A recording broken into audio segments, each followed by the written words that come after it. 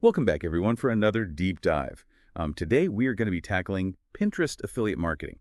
And to be honest, I'm a little bit skeptical about how easy some people make it sound. We're looking at Sarah Finance's YouTube tutorial, where she breaks down how she supposedly earns $4,943 a week through Pinterest. Now, that sounds absolutely amazing, but is it realistic for the rest of us? Well, that's the million-dollar question, isn't it? Sarah's tutorial is super detailed, but I think Right. we can definitely add some context and maybe a little bit of critical That's analysis. exactly. I'm ready to kind of get into the nuts and bolts of this. Sarah starts off by talking about niche selection. She's all about the money and motivation niche. Hmm. Can you quickly explain what exactly IS affiliate marketing for anyone new to this? Sure thing. Just imagine recommending a product that you love to a friend and then getting a little bonus if they buy it because of your recommendation. That's essentially what affiliate marketing is. You're partnering with a company, promoting their products or services, and earning a commission on any sales you drive through your unique affiliate link. Okay, so back to niches. Why would money and motivation be a good fit for Pinterest specifically? Well, it's a smart niche, I'll give her that. Pinterest is all about aspiration. People are going there looking for ideas to improve their lives. And often that includes finances and personal growth. So she's really tapping into a pre-existing desire. That makes a lot of sense. But she says any niche can work, right? Right? Is that really true? Or are some just kind of better suited for this kind of marketing? Well, any niche could work, Hmm. but I think some definitely have advantages. If you think about it, if you're promoting luxury travel on Pinterest, you're targeting a much smaller audience than someone who's promoting budget-friendly travel tips.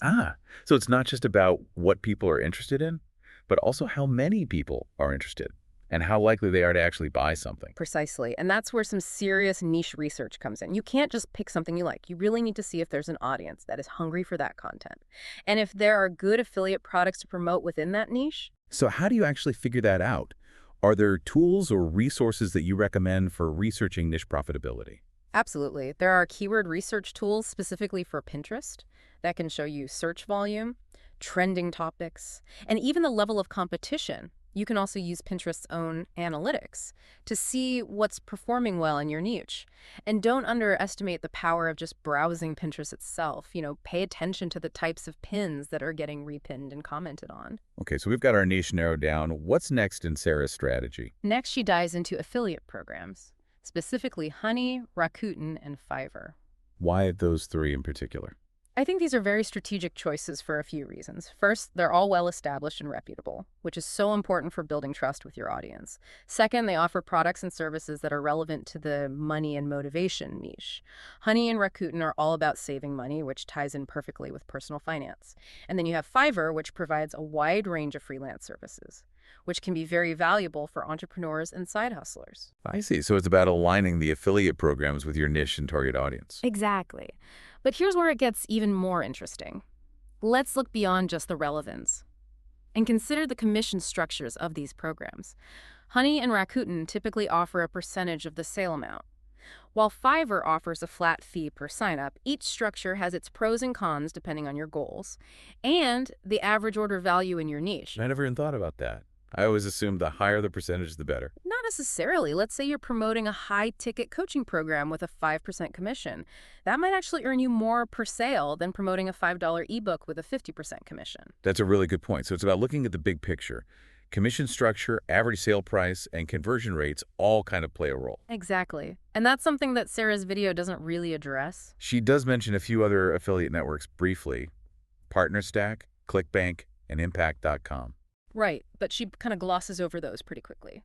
I think it's worth noting that those networks can offer a wider variety of products and services, but they can also be more competitive and have stricter requirements for joining. So it's almost like a tiered system. Start with the easier, more accessible programs. Yeah. Then as you gain experience and build an audience, you can kind of explore those more specialized networks. That's a smart approach. You don't want to get overwhelmed trying to juggle a dozen different programs when you're just starting out. Okay, so we've got our niche and our affiliate programs. What's next in Sarah's master plan? This is where she introduces something called the Shopify Linktree strategy. Can we back up for a second for those who might not know? What exactly is a Linktree, and why would you need one? Great question. In the simplest terms, a link tree is like a digital menu for your social media. Since most platforms only allow you to have one clickable link in your bio, Linktree allows you to create a landing page with multiple links. So you can direct your followers to various websites, products, or resources. Okay, that makes sense. So what's so special about Sarah's Shopify Linktree strategy? Most people use third-party Linktree services, which are fine for basic functionality, but they often come with limitations. Sarah's approach is a bit different. She uses Shopify, the e-commerce platform, to create her own custom link tree. Wait, Shopify, isn't that for selling products? Yes, but here's the brilliant part. Shopify offers a $1 per month starter plan that's perfect for this. Sarah uses this plan to create a single website that essentially functions as her link tree. But here's the key difference. She has complete control over the design, branding, and functionality. No more generic templates or limited customization options. So she's essentially creating a mini website that acts as her link tree, Yeah. but with way more flexibility and control. Exactly. She can customize the look and feel to match her brand perfectly, add her own logo and colors, and even integrate analytics to track which links are getting the most clicks. That's genius. I never would have thought to use Shopify that way. I'm starting to see why she's having so much success. Okay, let's talk about how she's actually getting people to click on those affiliate links. What's her content strategy? Well, Sarah uses a two-pronged approach. Idea pins, which are basically videos, and static image pins. And she's all about creating a lot of content. We're talking 2 to 3 idea pins per day. Whoa, that's a lot. Before we get into whether that's even realistic for most people, can you explain what's so special about idea pins? I get that they're videos, but how are they different from, say, just posting a video on YouTube? Good point. Idea pins are designed specifically for Pinterest's format and audience. They're meant to be visually engaging and inspiring, with step-by-step instructions or tutorials.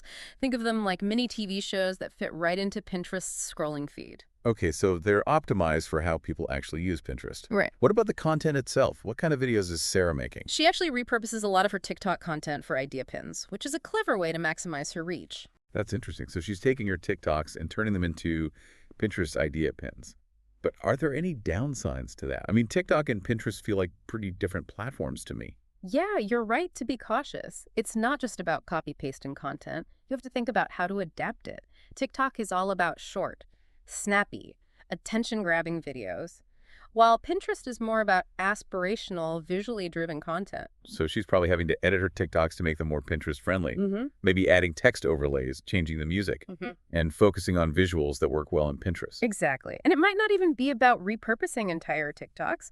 She could be taking snippets or ideas from her TikToks and creating entirely new idea pins specifically for Pinterest. Okay, that makes sense. But let's be real. 2 to 3 idea pins per day. Is that even sustainable for someone with, a life? That is the big question. It really depends on your resources and how much time you can realistically dedicate to content creation. For some people, that might be achievable, but for others, it could lead to burnout. Yeah, I can definitely see that. It's like anything else. You have to find a balance that works for you. Okay, so we've got idea pins. What about static image pins? Those seem pretty straightforward, right? Just a nice image and some text. Not so fast.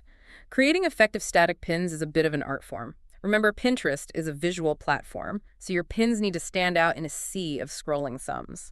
Okay, so what makes a good Pinterest image pin? First and foremost, high-quality images.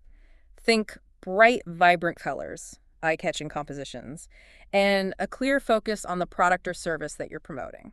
So no blurry iPhone photos or cluttered backgrounds? Definitely not. And don't forget about the text. Your pin title needs to be clear, concise, and keyword-rich, so people can easily find it when they're searching on Pinterest.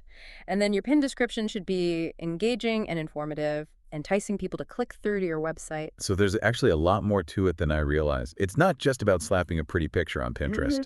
Exactly, and that's why Sarah uses Canva to create her pins. It's a very user-friendly design tool that makes it easy to create professional-looking graphics. Canva's great. I use it for all sorts of things. So Sarah's got her niche, her affiliate programs, her Shopify Linktree, and she's creating a ton of content, both idea pins and static pins. What else is there? Well, she also offers a paid course on Pinterest affiliate marketing.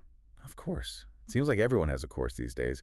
But honestly, how do you know if a course is worth the money? That's a great question. I think it's important to be discerning when it comes to paid courses. Look for evidence of results. Does the course creator have a proven track record of success with the strategy they're teaching? Are there testimonials from students who have seen positive results? Those are all good things to consider. I've definitely seen some courses that seem too good to be true, with promises of overnight riches. Absolutely. And remember, no course can guarantee success. It ultimately comes down to your own effort, consistency, and willingness to learn and adapt. So we've gone through Sarah's entire strategy, and it's clear that she's putting in a lot of work. But one thing that kind of struck me throughout her video is her emphasis on speed and quantity. Lots of content, fast growth. Is there a downside to that approach? That's a really important point. While rapid growth can be exciting, I think it's crucial to consider the potential downsides. Focusing solely on speed can compromise quality. If you're churning out content just to hit a quota, you might not be creating the most engaging or valuable content for your audience. And wouldn't that hurt you in the long run? I mean, if people aren't connecting with your content, they're not going to click on your affiliate links. Precisely. And then there's the issue of burnout. If you're constantly pushing yourself to create and promote, you could end up feeling overwhelmed and exhausted, which could ultimately lead you to abandon your affiliate marketing efforts altogether. So it's not just about how fast you can grow, but also about how sustainable that growth is. Exactly, and that's why I think it's important to consider a more strategic approach. What if, instead of focusing solely on speed, we prioritize quality and build genuine relationships with our audience? That sounds a lot more appealing, honestly. But wouldn't that mean slower growth? It might initially, but what if that slower growth is more sustainable and ultimately leads to a more loyal and engaged audience? It's a really interesting point. I'm starting to think that maybe slow and steady wins the race, at least when it comes to building a successful affiliate marketing business. I think that's a great takeaway from all of this. It's not always about being the fastest or the loudest. Sometimes it's about being the most genuine and the most helpful. Yeah, and focusing on building something truly valuable, that resonates with your audience. Exactly. Well, I think this is a great place to kind of pause for a moment. We've unpacked a lot about Sarah's strategy, and I think we've raised some really important questions Cool. about the pace and sustainability of growth in affiliate marketing. When we come back, I want to dive deeper into this idea of building a genuine community and explore some strategies for creating content that truly connects with your audience. That was good. Welcome back to our deep dive into Pinterest affiliate marketing. Before the break, we were talking about the potential downsides of focusing solely on speed and quantity over quality and authenticity. And I think this ties in really well with this idea of building a genuine community, which is something that I kind of want to explore further. I mean, it's easy to get caught up in the numbers game. Yeah. You know, how many followers you have, how many clicks you're getting. But at the end of the day, affiliate marketing is about building relationships. It's about connecting with people who trust your recommendations. Absolutely. And I think that's where a lot of people go wrong. They treat their audience like a bunch of numbers instead of real human beings with their own needs and desires. It's like they're just trying to make a quick buck instead of building something sustainable and meaningful. Exactly. And that's not a recipe for long-term success. But how do you actually build a genuine community around your content? Well, it starts with creating content that is truly valuable and engaging, content that solves problems, answers questions, and inspires your audience. So it's not just about promoting products, it's about providing real value. Right. Think about it this way. Would you rather follow someone who's constantly trying to sell you something, or someone who shares helpful tips, insightful advice, and genuinely cares about your success? I think the answer is pretty obvious. It is, and that's why it's so important to focus on building relationships, not just transactions. And I think that ties in with choosing a niche that you're actually passionate about. If you're not excited about the products or services you're promoting, it's going to show in your content. Definitely. Passion is contagious. Mm-hmm. And when you're genuinely enthusiastic about something, it shines through. So it's not just about finding a profitable niche, it's about finding a niche that you actually care about. Exactly. And that's where I think a lot of people struggle. They get so caught up in chasing trends or trying to replicate what's working for someone else that they lose sight of their own unique passions and interests. And that's a recipe for burnout. If you're not enjoying what you're doing, it's going to be very difficult to sustain it over the long term. So how do you find that sweet spot between profitability and passion? It takes some soul searching and some experimentation, but I think it's worth it. Because when you find that perfect niche, it doesn't feel like work. It feels like a natural extension of who you are. And that's when the magic happens. Because when you're genuinely passionate about something, you're more likely to create high-quality content. You're more likely to engage with your audience, and you're more likely to build a loyal following. Exactly. And that's the key to long-term success in affiliate marketing. Okay, so we've talked about the importance of building a genuine community and finding a niche that you're passionate about. But what are some practical tips for creating content that actually connects with your audience? Well, I think one of the most important things is to be authentic and relatable. People can spot a fake from a mile away, so don't try to be someone you're not. So no more pretending to be a millionaire guru. Exactly. Just be yourself. Share your own experiences. And let your personality shine through. And I think it's also important to be helpful and informative. Absolutely. Yeah. People are coming to Pinterest looking for solutions, so make sure your content provides real value, answer their questions, solve their problems, and give them actionable steps they can take. And don't be afraid to get personal. Right. People connect with stories. So share your own experiences, your struggles, and your triumphs. And don't forget to engage with your audience. Absolutely respond to comments, answer questions, and make people feel heard. So it's not just about creating content, it's about creating a conversation. It's about building relationships and fostering a sense of community. I think this is a great place to pause for part 2 of our deep dive. We've covered a lot of ground already. From the importance of building a genuine community to the power of being authentic and relatable. When we come back, I want to dive deeper into some specific strategies for creating content that converts. So stay tuned. Welcome back to our deep dive into Pinterest affiliate marketing. Before the break, we were talking about the importance of creating content that actually connects with your audience. And I want to dive a little deeper into that. Yeah. What are some specific strategies for creating content that not only engages people, but also converts them into customers? Well, I think one of the most effective strategies is to focus on creating content that solves a specific problem. People come to Pinterest looking for answers and solutions. So if you can provide them with that, they're more likely to trust you and buy from you. Okay, so how do you actually do that? Yeah. Well, it starts with understanding your target audience. What are their pain points? What are they struggling with? Once you know that, you can create content that directly addresses those issues. So it's all about being really targeted with your content. Exactly. You give me an example. Sure. Let's say you're in the fitness niche and you know that your target audience is struggling with weight loss. You could create a series of idea pins that provide healthy meal prep tips or workout routines that are specifically designed for weight loss. Okay, so you're providing them with valuable information. That helps them solve their problem. Exactly. And along the way, you can subtly promote affiliate products Mhm. that are relevant to their needs. So, for example, you could recommend a meal planning app or a fitness tracker. Right. But the key is to do it in a way that feels natural and helpful. You don't want to come across as pushy or salesy. Because that's going to turn people off. Exactly. What are some other strategies for creating content that converts? Well, another effective strategy is to use strong calls to action. Tell people exactly what you want them to do, whether it's clicking on your affiliate link, visiting your website, or signing up for your email list. So don't be afraid to be direct. Right. People need to be told what to do, otherwise they'll just scroll on by. And make sure your calls to action are clear and concise. Absolutely. Use strong verbs and make it easy for people to take action. What about visuals? Visuals are crucial on Pinterest. Remember, it's a visual platform, so your pins need to be eye-catching and engaging. Okay, so what makes a good Pinterest visual? Well, high-quality images are essential. Use bright colors, bold fonts, and compelling imagery. That draws people in. And don't forget about video. Right. Video is becoming increasingly popular on Pinterest, so if you can incorporate video into your content strategy, you'll be ahead of the game. So we've talked about focusing on problem-solving content, using strong calls to action, and creating visually appealing pins. Is there anything else that you think is important for creating content that converts? I think it's important to track your results and see what's working and what's not. So pay attention to your analytics. Exactly. See which pins are getting the most clicks, which affiliate products are converting the best, and use that information to refine your strategy. So it's a constant process of testing and tweaking. It is. And that's the beauty of digital marketing. You can always track your progress and make adjustments along the way. Well, I think we've covered a lot of ground today, from niche selection and affiliate programs to content creation and community building.